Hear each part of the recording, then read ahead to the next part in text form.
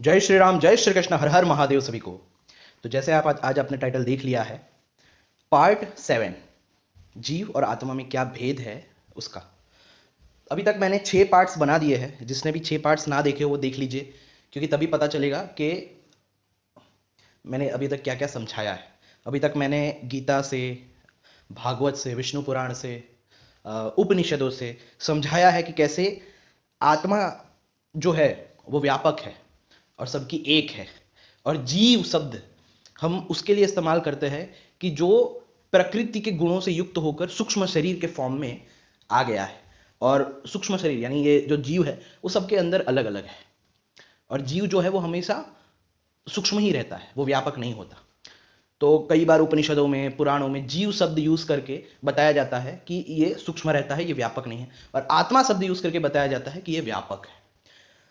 तो जितने भी अद्वैत विरोधी पाखंडी है वो यहीं पे फंसाते हैं। मैं आपको बता चुका अभी तक कि अगर आपको अद्वैत को अच्छे से समझना है तो सबसे जो बेस है अद्वैत का, सबसे वो है व्यावहारिक दृष्टि से जीव शब्द हम कब यूज करते हैं, यानी शास्त्र कब यूज करते हैं, और आत्मा शब्द कब यूज करते हैं।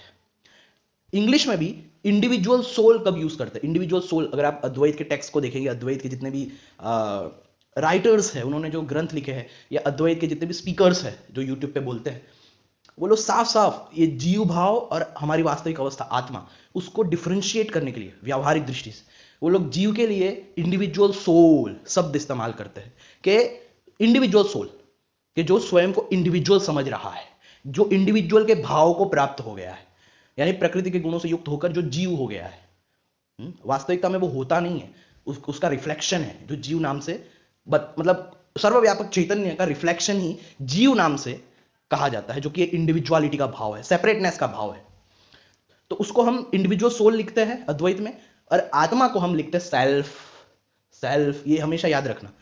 अद्वैत के ग्रंथ जितने भी आप इंग्लिश में पढ़ोगे, तो इंग्लिश के जो जितने भी नॉन ड्युअलिस्ट जितने भी आचार्य है या स्पीकर्स हैं, वो हमेशा जीव के लिए इंडिविजुअल सोल शब्द यूज करेंगे और आत्मा के लिए सेल्फ, ताकि व्यावहारिक दृष्टि से इसको थोड़ा डिफ्रेंशिएट किया जा सके। क्योंकि शास्त्रों में इसे थोड़ा, क्योंकि 2 अवस्थाएं हैं। एक अवस्था है कर्ता और भोक्ता की, जब तक हम प्रकृति से लिप्त होकर खुद को कर्ता भोक्ता मानते हैं, और एक अवस्था है हमारी वास्तविक अवस्था, जो कि साक्षी है, जो कुछ नहीं करता, जो अचल है, जो व्यापक है, जैसे गीता में कहा गया। तो जिसने भी ये 6 पार्ट्स नहीं देखे हैं वो आप देख लीजिए, ताकि ये 7वां भाग और भी अच्छे से समझ आ सके। ये प्लेलिस्ट है डिफरेंस बिटवीन जीवा एंड आत्मन। इसको मैं नीचे भी अपने डिस्क्रिप्शन में और अपने पिन कमेंट में ये प्लेलिस्ट की लिंक डाल दूंगा। और मैंने ये भी बताया था कि अगर किसी को अद्वैत को समझना है अच्छे से, तो सबसे पहले उसे यही काम करना है कि ये प्लेलिस्ट देखनी है अच्छे से, और अपना ये जो नोशन है कि भाई जीव तो अणु है, वो तो सिर्फ अणु है। हाँ, वो अणु भी है और व्यापक भी है, लेकिन सिर्फ जो सूक्ष्म है वो जीव भाव है। तो भाई ये यही है, तो मैं व्यापक ब्रह्म कैसे हो सकता हूँ। तो यहीं पे तो गलती है, क्योंकि हम आत्मा को ऐसा नहीं बोलते कि आत्मा ब्रह्म हो जाएगी। हम बोलते हैं आत्मा ब्रह्म है, क्योंकि आत्मा व्यापक है। हम बोलते हैं जीव ब्रह्म हो जाए, यानी जीव भाव चला जाएगा, हम अपने आत्म भाव में आ जाएंगे। वही भाव पर निराकार ब्रह्म का भाव है, वही अवस्था है उसकी, वही स्थिति है, व्यापक स्थिति हमारी सबस्ट्रेटम की स्थिति, जिसमें हम स्वयं को अधिष्ठान के रूप में जान लेते हैं कि मैं व्यापक हूं, सबके अंदर हूं। तो ये बेसिक नॉलेज है। एक्चुअली में ये बहुत बेसिक नॉलेज है, लेकिन क्योंकि लोग अपने शास्त्रों से दूर आ चुके हैं, इसलिए उन्हें ये बातें भी बड़े आश्चर्यजनक दिखती है। तो अगर अद्वैत को ठीक से समझना है तो सबसे पहले तो ये प्लेलिस्ट में जो भी बताया गया है जीव और आत्मा की, अभी तक 6 पार्ट्स है, और भी पार्ट्स आएंगे, ये अभी 7वां है। मुझे और भी कवर करना है, क्योंकि मैंने हर पार्ट्स में लगभग मोस्ट ऑफ उपनिषदों को भी कवर कर दिया है। तो उपनिषदों को भी समझने के लिए जीव और आत्मा की जो ये सीरीज है, जो ये पार्ट्स है, वो बहुत इंपॉर्टेंट है। तो चलो अब मैं शुरू करता हूं। आज महाभारत से हम देखेंगे, महाभारत से जीव और आत्मा क्या है, जीव शब्द कब यूज करते हैं और आत्मा कब यूज करते हैं, और क्या परम तत्व में और हम में आत्मा की दृष्टि से कोई डिफरेंस है या सिर्फ जीव की दृष्टि से। जैसे फॉर एग्जाम्पल, अब कितने गधे इस्कॉन वाले ऐसे भी है जो बोलते कि भाई आदि शंकराचार्य ने खुद कहा जीवो ब्रह्मैव न परा। तो उन्हें इतना नहीं पता कि उन्होंने ये नहीं कहा कि जीव जीव अवस्था की दृष्टि से ब्रह्म है। उन्होंने कहा जीव जो खुद को, मतलब आत्मा जो अभी जीव अवस्था में है, वो वास्तविकता में ब्रह्म है। तो जीवो ब्रह्मैव न परः का मतलब ये है कि जो अभी जीव रूप में प्रतीत हो रहा है, यानी जो लहर, पानी जो है वो अभी जो लहर रूप में प्रतीत हो रही है, वो पानी वास्तविकता में पूरा समुद्र है। समझ रहे हो ये डिफरेंस? समझे आप? ऐसा समझो, लहर का भाव जीव भाव है, हाँ, समुद्र का जो भाव है वो ब्रह्म भाव है, और पानी आत्मा है। आत्मा की दृष्टि से। तो पानी जो कि आत्मा है, हाँ, वो आत्मा ही जीव भाव को प्राप्त हो रही है, और वो आत्मा ही वास्तविकता में उसकी रियल दृष्टि से ब्रह्म है, जो कि व्यापक समुद्र है। बस इतना समझ गए ना, बस इतना समझ गए, फिर देखो आपको कौन आपको अद्वैत में परास्त कर सकता है। तो आज महाभारत से भी हम देखेंगे। महाभारत से मैं आपको दिखाऊंगा यहां पर भी, जिस तरह से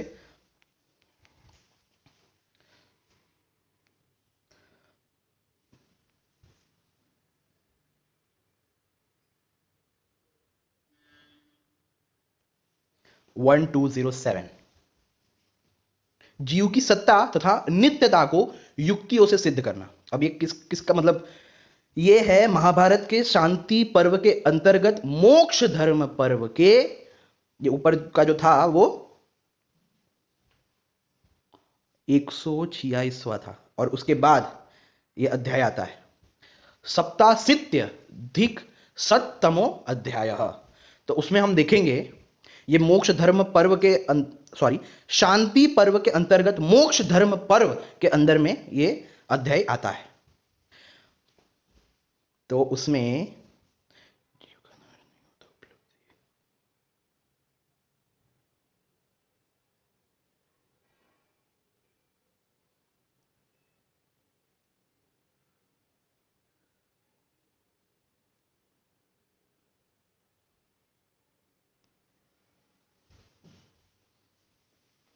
यहां से समझो 10वें श्लोक से, जहां आकाश होता है वही वायु की स्थिति होती है, और जहां वायु होती है वही अग्नि भी रहती है। ये तीनों तत्व यद्यपि निराकार है, तथापि देहधारियों के शरीरों में स्थित होकर मूर्तिमान समझे जाते हैं। यानी वास्तविकता में ये तत्व निराकार है, हाँ, लेकिन देह में ये एक तरह से व्यक्त भी होते हैं। यदि देह धारियों के शरीरों में केवल अग्नि, वायु, भूमि, आकाश और जल तत्व ही विद्यमान हैं, तो उनमें रहने वाले जीव के क्या लक्षण है, यह मुझे बताइए, भरद्वाज ने पूछा। तो यहां पे प्राणियों का शरीर 5 भौतिक है, 5 विषयों में इसकी रति है, इसमें 5 ज्ञानेंद्रिया और चित्त उपलब्ध होते हैं। इसमें रहने वाला जीव का स्वरूप कैसा है, इस बात को मैं जानना चाहता हूं। रक्त और मांस के समूह, चर्बी, नाड़ी और हड्डियों के संग्रह रूपी इस शरीर को चीरने फाड़ने पर इसके भीतर कोई जीव नहीं उपलब्ध होता। यदि इस 5 भौतिक शरीर को जीव रहित मान लिया जाए, तब प्रश्न यह होता है कि यह शरीर अथवा मन में पीड़ा होने पर उसके कष्ट का अनुभव कौन करता है। देखो, ये युक्तियों द्वारा बताने की कोशिश की है, चैप्टर का नाम ही हमने देखा।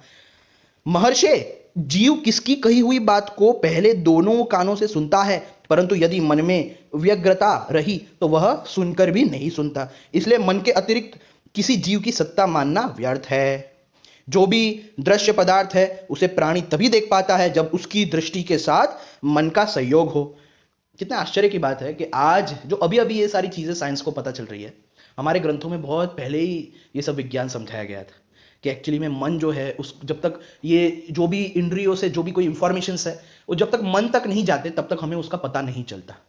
तो देखो, यही बात यहां पे कह रहे हैं कि जो भी दृश्य पदार्थ है उसे प्राणी तभी देख पाता है जब उसकी दृष्टि के साथ मन का संयोग हो। यदि मन व्याकुल हो तो उसकी आंख देखते हुए भी नहीं देख पाती है। यस, यानी मन उस साइड ना हो, मन कुछ और सोच रहा है और आप कुछ देख रहे हैं, तो आपकी आंखों के सामने जो भी कुछ जाएगा आएगा, आपको उसका कोई भान नहीं होगा, क्योंकि आपका मन जो है वो कुछ और ही सोच रहा है।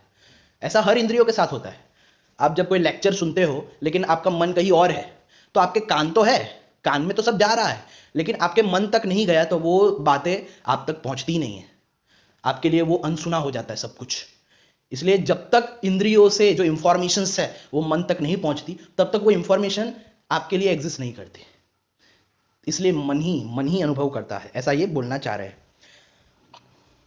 निद्रा के वश में पड़ा हुआ पुरुष संपूर्ण इंद्रियों के होते हुए भी न देखता है, न सूंघता है, न सुनता है, न बोलता है और न स्पर्श करता तथा रस का ही अनुभव करता है। यस, जो निद्रा में होता है यानी उसका मन जो है वो रेस्ट कर रहा होता है, तो इंद्रिया तो खुली है फिर भी उसे कुछ सुनाई नहीं दे रहा, कुछ उसको ऐसा कुछ महसूस नहीं हो रहा। तो वास्तविकता में इससे ये प्रूव होता है कि जब तक इंद्रियों से जो इंफॉर्मेशन हम ग्रहण करते हैं वो मन तक नहीं पहुंचती, तब तक वो इंफॉर्मेशन, वो चीजें हमारे लिए एग्जिस्ट नहीं करती।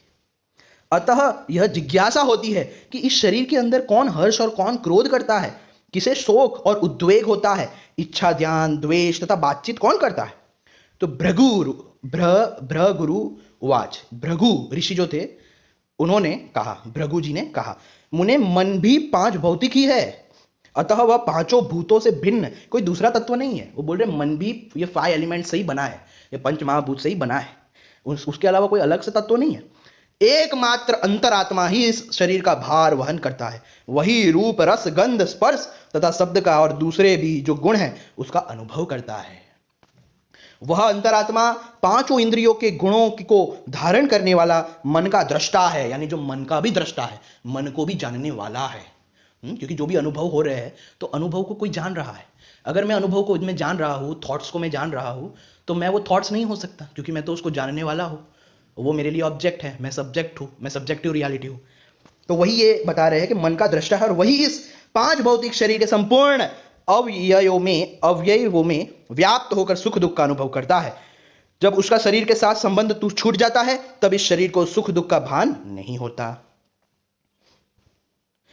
इससे मन के अतिरिक्त, देखो इस बात से, ये देखो ये यहां पे शून्यवाद का खंडन है, इससे मन के अतिरिक्त उसके साक्षी आत्मा की सत्ता स्वतः सिद्ध हो जाती है। जब पांच भौतिक शरीर में रूप, स्पर्श और गर्मी का भान नहीं होता, उस अवस्था में शरीर स्थित अग्नि के शांत हो जाने पर जीवात्मा इस शरीर को त्याग कर भी नष्ट नहीं होता। जीव जो है, देखो इसलिए जीव शब्द यहां पे सब इस्तेमाल किया गया है। शरीर का त्याग करता है वो जीव करता है। कौन करता है? जीव। आत्मा कैसी है? व्यापक है, क्योंकि वो अचल है। अचल है क्योंकि वो व्यापक है। यह सब प्रपंच जलमय है। प्राणियों का यह शरीर भी प्रायः जलमय ही है। उसमें मन में रहने वाला आत्मा विद्यमान है। वही संपूर्ण भूतों का लोक सृष्टा ब्रह्मा के नाम से विख्यात है, क्योंकि समस्त जीवों के संघात का ही नाम ब्रह्मा है। ब्रह्म की बात नहीं है यहाँ पे ब्रह्मा की बात है, याद रहे। समस्त जीवों के संघात का, इसलिए मैंने कहा था कि क्यों महत तत्व या हिरण्यगर्भ को ब्रह्मा कहा जाता है, क्योंकि संपूर्ण जीव संघात यानी कलेक्टिवली अगर हम देखें तो उसका नाम ब्रह्मा होता है। देखो ये सबसे इंपॉर्टेंट है, ये नोट कर लो। 23 यहां पे सभी अद्वैत विरोधी पाखंडियों का खंडन स्वयं महाभारत कर रही है, स्वयं महाभारत, कि भाई आत्मा जब प्राकृत गुणों से युक्त होता है, याद रहे बहुत इंपॉर्टेंट, आत्मा जब प्राकृत गुणों से युक्त होता है तब उसे क्षेत्रज्ञ कहते हैं, और उन्हीं गुणों से जब वह मुक्त हो जाता है तब परमात्मा कहलाता है।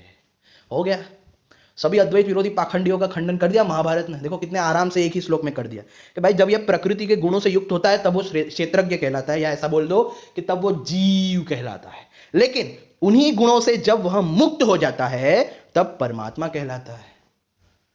लोग पूछते हैं ना परमात्मा आत्मा में क्या डिफरेंस है, सेम है, ये है वो है। उनको यही समझ में नहीं आता कि हम परमात्मा किसे कह रहे हैं। वो ऐसा समझते हैं कोई ऊपर बैठा है आसमान में, इतने हाथ लेके उतने पैर लेके, उसे हम परमात्मा कह रहे हैं। अरे भाई उसे परमात्मा नहीं कह रहे हम एक मेटाफिजिकल रियलिटी को परमात्मा कह रहे हैं।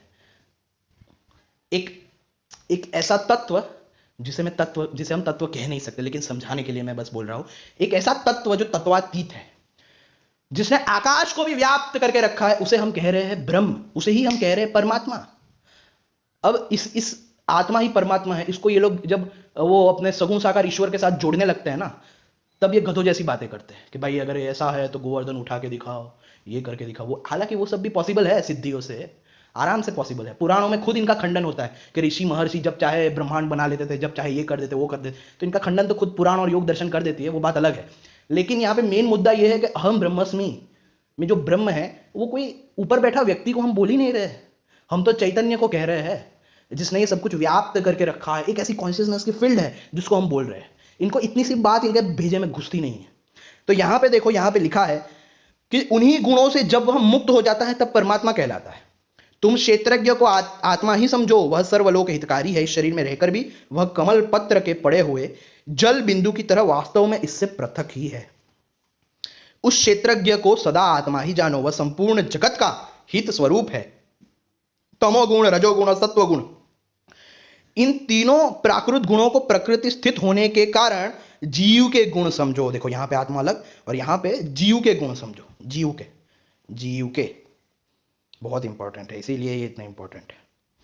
चेतन जीव के संबंध से उपर्युक्त जीव के गुणों का चेतना युक्त, एक मिनट, चेतन जीव के संबंध से उपर्युक्त जीव के गुणों को चेतना युक्त कहते हैं। वह जीव स्वयं चेष्टा करता है और सबसे चेष्टा करवाता है। शरीर के तत्व को जानने वाले पुरुष इस क्षेत्रज्ञ आत्मा से उस परमात्मा को श्रेष्ठ बताते हैं। यानी ये जो क्षेत्रज्ञ वाला यानी जीव भाव वाला है, उससे जो परम भाव है, उस परम भाव की अवस्था को श्रेष्ठ बताते हैं, जो प्रकृति के गुणों से परे है। जब तक हम प्रकृति के, यहां पे हमने देखा ना, आत्मा जब प्राकृत गुणों से युक्त होता है तब उसे क्षेत्रज्ञ कहते हैं, और उन्हीं गुणों से जब वह मुक्त हो जाता है तब परमात्मा कहलाता है। तो जब तक हम अब गुणों के साथ युक्त है, प्रकृति के गुणों को स्वयं का समझते हैं कि ये मैं हूं, और हमारी आइडेंटिफिकेशन बनी रहती है उससे, तब तक हम जीव भाव में रहते हैं। तो हमें इसी जीव भाव से उठकर परम भाव को प्राप्त करना है।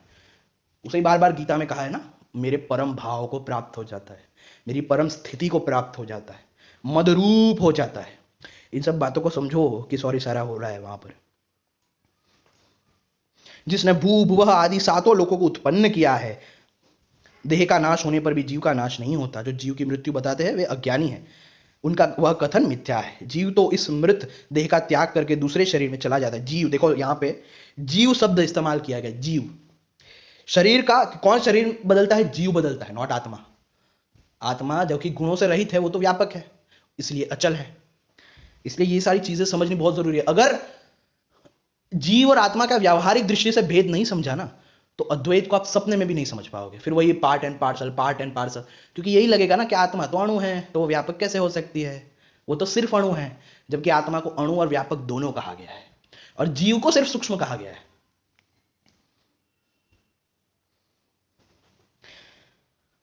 इस प्रकार आत्मा संपूर्ण प्राणियों के भीतर उनकी हृदय गुहा में गूढ़ भाव से छिपा रहता है। वह तत्वदर्शी पुरुषों द्वारा तीक्ष्ण एवं सूक्ष्म बुद्धि से साक्षात किया जाता है। यह उपनिषद की बात आ गई यहां पर। देखो, समस्त शरीरों में मन के भीतर रहने वाला जो अग्नि के समान प्रकाश स्वरूप चैतन्य है, उसी को समस्ती जीव स्वरूप प्रजापति कहते हैं। यानी उसी को प्रजापति भी कहा गया है वेदों में, कि प्रजापति से ये हुआ वो हुआ, इसी को प्रजापति भी कहते हैं। उसी प्रजापति से यह सृष्टि उत्पन्न हुई है। यह बात अध्यात्म तत्व का निश्चय करके कही गई है। तो आपने देख लिया, ऐसी बहुत सारी बातें हैं। अब आएंगे हम 1391 पे।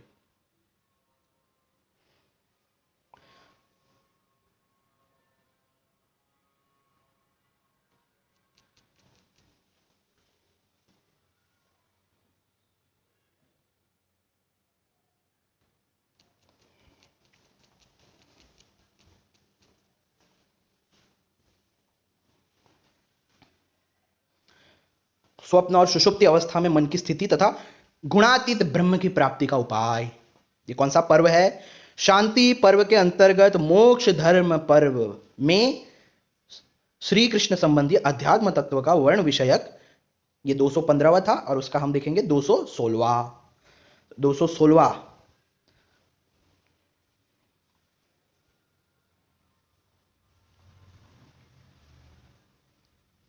बहुत ज्ञान भरी बातें हैं ये देखो, कर्मों के अनुसार सत्वादि गुणों से यदि यह सत्व, रज या तम जो कोई भी गुण प्राप्त होता है, उससे मन पर जब जैसे संस्कार पड़ते हैं, अथवा जब जिस कर्म से मन भावित होता है, उस समय सूक्ष्म भूत स्वप्न में वैसे ही आकार प्रकट कर देते हैं। ये तो सिंपल था समझना। उस स्वप्न का दर्शन होते ही सात्विक, राजस अथवा तामस गुण यथा योग्य सुख दुख रूप फल का अनुभव कराने के लिए उसके पास आ पहुंचते हैं। तदंतर मनुष्य स्वप्न में अज्ञानवश वात, पीत या कफ की प्रधानता से युक्त तथा काम, मोह आदि राजस तामस भावों से व्याप्त नाना प्रकार के शरीरों का दर्शन करते हैं। तत्व ज्ञान हुए बिना उस स्वप्न दर्शन को लांघना अत्यंत कठिन बताया गया है।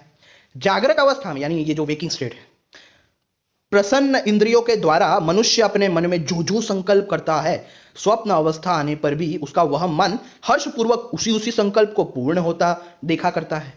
मन की सर्वत्र अबाध गति है। वह अपने अधिष्ठान भूत आत्मा के ही प्रभाव से संपूर्ण भूतों में व्याप्त है। अतः आत्मा को अवश्य जानना चाहिए, क्योंकि सभी देवता आत्मा में ही स्थित है। वाह वाह, आत्मा की व्यापकता दिखा दी यहां भी महाभारत में। सभी देवता जो है ना वो आत्मा में स्थित है। इसलिए मैंने जो बताया था कि कृष्ण किस दृष्टि से बोल रहे थे, या शिव जी शिव गीता में किस दृष्टि से बोल रहे हैं, व्यापक आत्मा की दृष्टि से। इसलिए वो बोल रहे हैं कि अलग अलग को पूजने से अच्छा क्यों ना तुम उन सब का जो आत्मा यानी चैतन्य स्वरूप हमारी जो रियलिटी है, हाँ उसकी ही शरण में जाते, उसमें ही स्थित हो जाते। तो देखो यहां पे कितना मस्त लिखा है कि अतः आत्मा को अवश्य जानना चाहिए क्योंकि सभी देवता आत्मा में ही स्थित है। हमारा जो वास्तविक स्वरूप है ना उसमें ही ये सभी सगुण साकार देवता है, सब उसमें स्थित है। तो इसीलिए हमेशा इस आत्मा में स्थित होने का प्रयास करना चाहिए, अपने ये गुणों से ऊपर उठने का प्रयास करना चाहिए। स्वप्न दर्शन का द्वारभूत ये जो स्थूल मानव देह है वह सुषुप्ति अवस्था में मन में लीन हो जाता है। उसी देह का आश्रय ले मन अव्यक्त सद असद स्वरूप एवं साक्षीभूत आत्मा को प्राप्त होता है। वह आत्मा संपूर्ण भूतों के आत्मभूत है।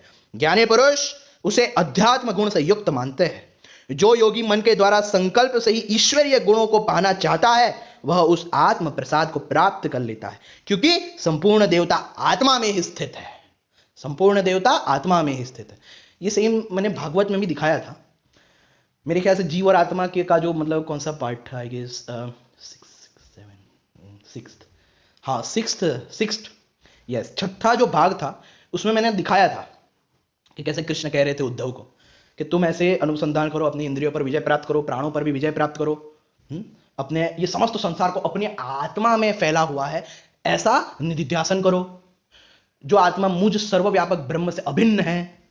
तो फिर उसके बाद क्या होगा, तो कृष्ण स्वयं बताते हैं कि उसके बाद तुम सभी देहधारियों के और सभी देवताओं के आत्मा हो जाओगे, और जो भी विघ्न करता है और करने वाला है वो तुम्हें कुछ नहीं कर पाएगा। क्यों? क्योंकि उनके भी आत्मा तुम हो जाओगे। You will become their controller also.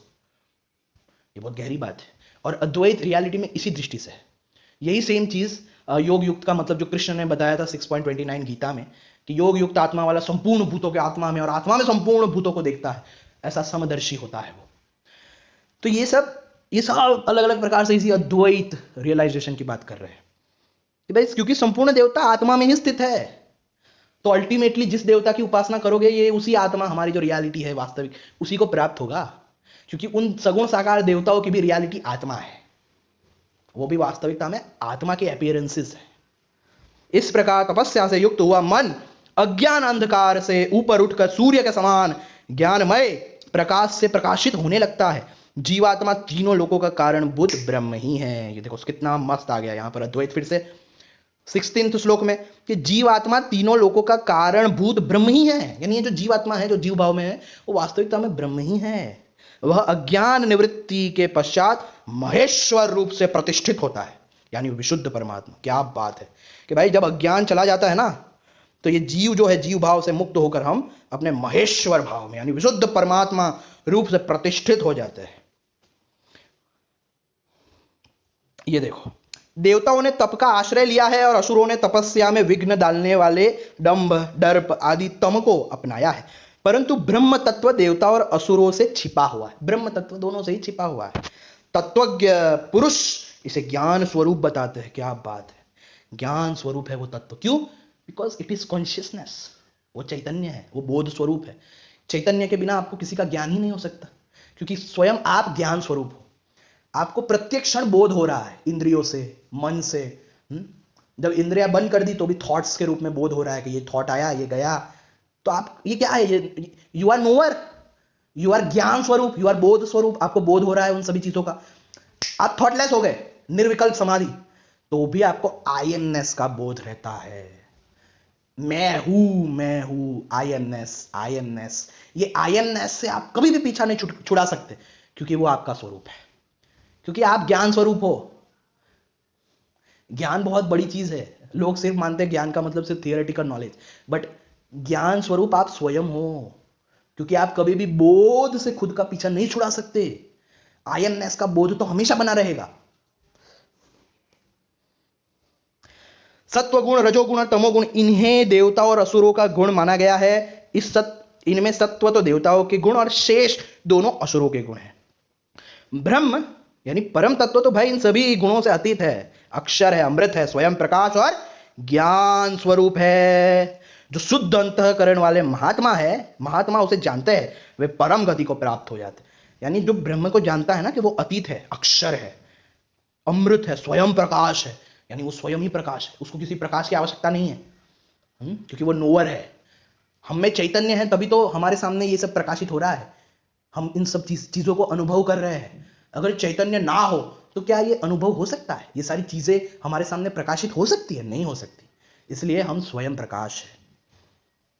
ज्ञानमय दृष्टि रखने वाले महापुरुष ही ब्रह्म के विषय में युक्ति संगत बात कह सकते हैं, अथवा मन और इंद्रियों को विषयों की ओर से हटाकर एकाग्र चित्ती चिंतन करने से भी ब्रह्म का साक्षात्कार हो सकता है। खत्म।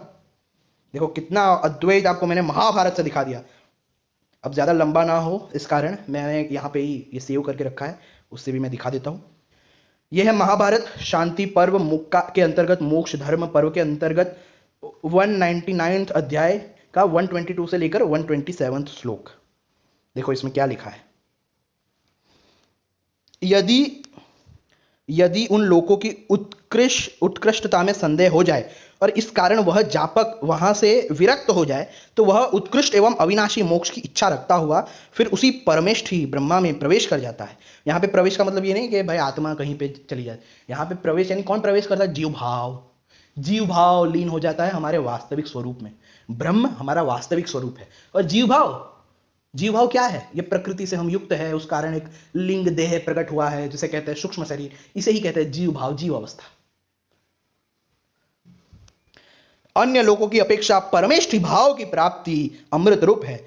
उससे भी उत्कृष्ट कैवल्य रूपी अमृत को प्राप्त होकर वह शांत, अहंकार शून्य, निर्द्वंद, सुखी, शांति परायण तथा रोग शोक से रहित ब्रह्म स्वरूप हो जाता है। देखो सबसे ऊपर कैवल्य को बताया गया। ये जो कुछ लोग हैं ना, पाखंडी गलत ट्रांसलेशन करके उल्टे सीधे मतलब ब्रह्म को छोटा दिखा के सगुण साकार को बड़ा दिखाना चाहते हैं। महाभारत और सभी पुराणों के अनुसार ब्रह्म जो निर्गुण निराकार ब्रह्म है वो सबसे ऊंचा है, सगुण साकार ब्रह्म से भी ऊंचा है। देखो यहाँ पे साफ साफ इस बात का सर्टिफिकेट स्वयं महाभारत दे रही है कि ब्रह्म पद पुनरावृत्ति रहित एक अविनाशी संज्ञा रहित दुख शून्य अजर और शांत आश्रय है। उसे ही वह जापक प्राप्त होता है। जापक पूर्वोक्त परमेष्ठी पुरुष, देखो ये सगुण ब्रह्म से भी ऊपर उठकर खंडन हो गया उन सभी का जो गलत ट्रांसलेशन करते हैं, उन सभी का खंडन यहां पे हो गया कि जापक पूर्वोक्त परमेष्ठी पुरुष यानी जो सगुण ब्रह्म है उससे भी ऊपर उठकर आकाश स्वरूप निर्गुण ब्रह्म को प्राप्त होता है। वहां प्रत्यक्ष, अनुमान, उपमान और शब्द, इन चारों प्रमाणों और लक्षणों की पहुंच नहीं है। सुधा, पिपासा, शोक, मोह तथा जरा और मृत्यु, ये 6 तरंगे वहां नहीं है। पांचों ज्ञानेन्द्रिया, 5 कर्मेंद्रिया, 5 प्राण तथा मन, इन 16 उपकरणों से भी वह रहित है। यदि उसके मन में भोगों के प्रति राग है और वह निर्गुण ब्रह्म को प्राप्त होना नहीं चाहता, तो वह सभी पुण्य लोकों का अधिष्ठाता बन जाता है। यानी मान लो उसे अभी भी इच्छा है कि चलो मुझे तो मजे करने, मतलब यहाँ वहाँ टहलना है, कूदना है, उछलना कूदना है, तो वो अपनी इच्छा से निर्गुण ब्रह्म को प्राप्त होना नहीं चाहता है। वह निर्गुण ब्रह्म को प्राप्त होना नहीं चाहता है, तो वह सभी पुण्य लोकों का अधिष्ठाता बन जाता है। यानी सबका स्वामी के रूप में भी वो प्रतिष्ठित हो सकता है उसकी इच्छा के अनुसार, और मन से जिस वस्तु को पाना चाहता है उसे तुरंत प्राप्त कर लेता है। देखो, अथवा वह संपूर्ण उत्तम लोकों को भी नरक के तुल्य देखता है, क्योंकि ब्रह्म का सुख इतना बड़ा है कैवल्य का कि सारे संसार जो सब कुछ है वो एकदम तुच्छ लगता है। और सब ओर से निष्प्रह एवं मुक्त होकर उसी निर्गुण ब्रह्म में सुखपूर्वक रमण करता है।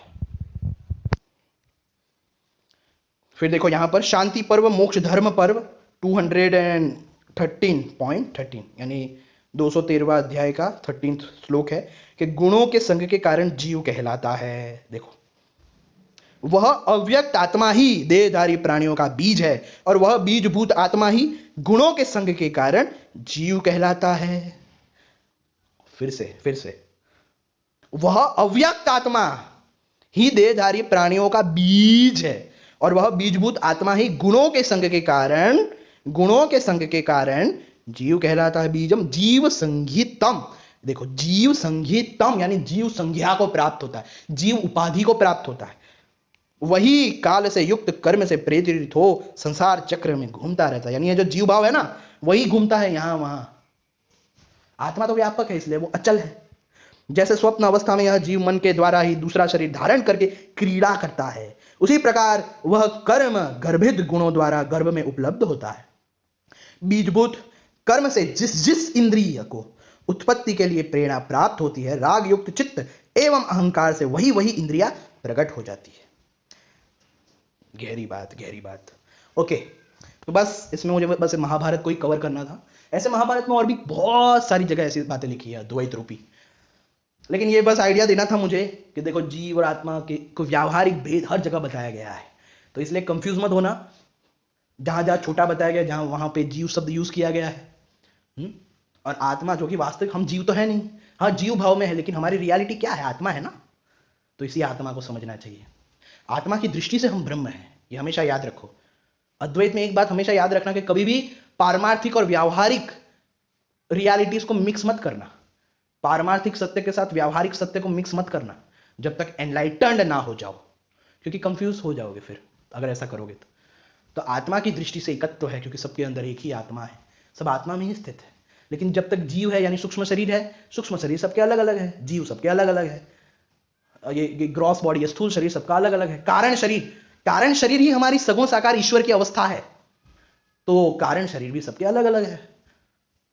बट कोई ऐसी रियलिटी है ना जो सबका एक है, उसे हम कहते हैं सर्वव्यापक चैतन्य, ये बोध स्वरूप चैतन्य, ये नुवर अंतर्यामी जो सबका एक है।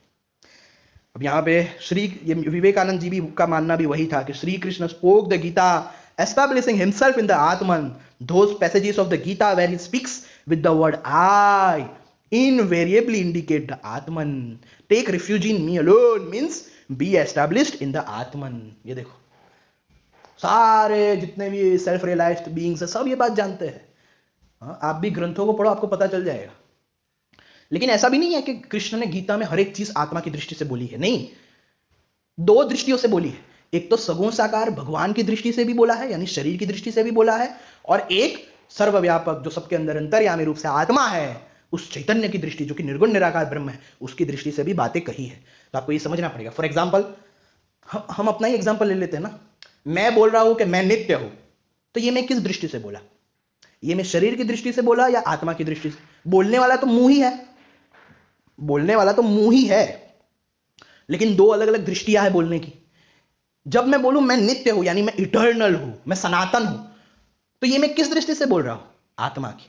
जब मैं बोलूं कि मैं तो अनित्य हूं, मैं तो मरणशील हूं, मेरा तो जन्म हुआ मृत्यु हुई, तो ये मैं किस दृष्टि से बोल रहा हूं? शरीर की। तो देखो बोलने वाला मैं ही हूं, मेरा मुंह ही है जो बोल रहा है, लेकिन मैं बातें दो अलग अलग दृष्टियों से कर रहा हूं। तो गीताओं में जितनी भी गीताएं हैं, जितने भी उपनिषद है जो ब्रह्म विद्या का ज्ञान है, उनमें दो व्यू पॉइंट्स से बात कही गई है, दो दृष्टियों से बात कही गई है। जहां जहां कृष्ण कहते हैं ये मैं हूं, वो मैं हूं, ये भी मैं, वो भी मैं, जो सर्वात्म भाव वाला जो भाग है वो अंतर्यामी की दृष्टि से बोला गया है, यानी आत्मा की दृष्टि से। जब कृष्ण कहते हैं ना मैं अजन्मा हूं, अमर हूं, वो किस दृष्टि से? आत्मा की। वही कृष्ण कहते हैं कि हे पार्थ, तुम्हारे तथा मेरे अनेक अनेक जन्म हो चुके हैं, आत्मा का तो जन्म नहीं होता। तो ये कृष्ण किस दृष्टि से बोल रहे हैं? शरीर की दृष्टि से। एक और चीज, जहां पे कृष्ण कहते हैं पत्रम पुष्पम जलम तोयम, ये किस दृष्टि से है? आत्मा को तो पत्रम पुष्पम ये सब नहीं चाहिए भाई, निर्गुण निराकार ब्रह्म को तो ये सब नहीं चाहिए। तो ये सगुण साकार ब्रह्म जो उनके शरीर की दृष्टि से बोल रहे हैं, उस दृष्टि से। लेकिन जब वही कृष्ण बोले मेरा परम भाव है, लोग समझते हैं कि मैं जो कि अव्यक्त हूं, परम भाव वाला हूं, उसे व्यक्ति भाव को प्राप्त हुआ मान लेते हैं। वो मेरे परम भाव को नहीं जानते जो कि अव्यक्त है। अब अव्यक्त भी दो तरह का होता है, एक अव्यक्त प्रकृति की अव्यक्त अवस्था, और एक अव्यक्त जो सनातन अव्यक्त है, हाँ, वो है पुरुष की अव्यक्त अवस्था। वो भी कृष्ण ने कही है 8.20 8.21 में। तो कितनी बार इस्कॉन वाले इसमें भी फंसाते हैं, तो आपको देखना होगा वहां पे अव्यक्त का मतलब प्रकृति वाले अव्यक्त की बात है, या हमारा जो वास्तविक स्वरूप पुरुष है, आत्मा है, चैतन्य है, उस अव्यक्त की बात की गई है। बहुत सारी बात है, इसलिए बेसिक्स को क्लियर करना जरूरी है, नहीं तो घूमते रहो, मरते रहो, पढ़ते रहो। बहुत जन्म हो चुके और भी होते रहेंगे, मरते रहो, और तो क्या है। लेकिन ज्ञान उसी को प्राप्त होगा जो सच में खोजी है। चाइल्डिश लोगों को कभी ज्ञान प्राप्त नहीं होगा। चाइल्डिश लोग तो सड़ने के लिए ही पैदा हुए हैं, जन्म से ही उनका काम सड़ना है और लोगों को डिस्टर्ब करना है। ऐसे लोगों का कुछ नहीं होगा, बहुत बुरी मौत भी मरेंगे और दूसरे जन्म में भी बहुत बुरी तरह से उनकी स्थितियां होगी। लेकिन सिर्फ और सिर्फ एकमात्र ज्ञानी ही है जिसका कभी पतन नहीं होता, जो जानता है रियलिटी को वही सब कुछ जानता है। और ये मैं ऐसा नहीं बोल रहा सिर्फ प्रैक्टिकली, इवन थियोरेटिकली भी अगर उसका बेस ज्ञान परफेक्ट है तो उसके समान कोई नहीं है। तो इसलिए थियरी पक्की करो, फिलोसॉफी को एकदम अच्छे से समझो, फिर देखो ये कितना ईजी है। ये सब बहुत ईजी है, मुझे तो ये सब बहुत ईजी लगता है। लोगों को आश्चर्य होता है लेकिन मुझे बहुत ईजी लगता है ये सब। तो बस इतना ही कहना है, मुझे बस इतना कहना है कि भाई अगर किसी को अद्वैत को समझना है अच्छे से तो जीव और आत्मा की जो प्लेलिस्ट है, बस वो पूरी प्लेलिस्ट के जितने भाग है वो देख लेगा ना, उसके सारे डाउट सॉल्व हो जाएंगे। ये मैं गारंटी दे रहा हूं, क्योंकि मैंने इतने डिटेल में जाके बताया है चीजों को, कि मुझे गारंटी है कि हो ही नहीं सकता कि ये जानने के बाद भी कोई गुमराह हो सके। तो जय श्री राम, जय श्री कृष्ण, हर हर महादेव। जीव और आत्मा की जो प्लेलिस्ट है, उसकी जो सीरीज है, उसके सभी पार्ट्स की जो लिंक है प्लेलिस्ट की, वो मैं अपनी डिस्क्रिप्शन में और पिन कमेंट में डाल दूंगा, आप लोग देख सकते हैं। और जिसको भी अद्वैत को समझना है अच्छे से, पहले से ठीक से, वो सिर्फ और सिर्फ ये प्लेलिस्ट भी देख लेंगे तो वो अच्छे से समझ पाएंगे, इसकी गारंटी मैं खुद दे रहा हूँ। तो जय श्री राम, जय श्री कृष्ण, हर हर महादेव।